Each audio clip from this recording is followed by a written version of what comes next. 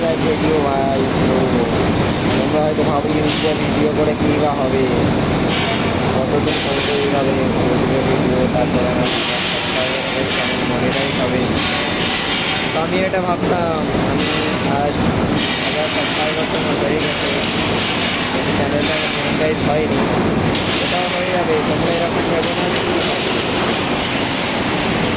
এরকম ভাবলে হয়তো সারা জীবন এটাই ভাবতে থাকবে যে কী হবে, ইউটিউবে ভিডিও করে বা ফেসবুকে বা ইনস্টাতে ভিডিও করে কী বা হবে।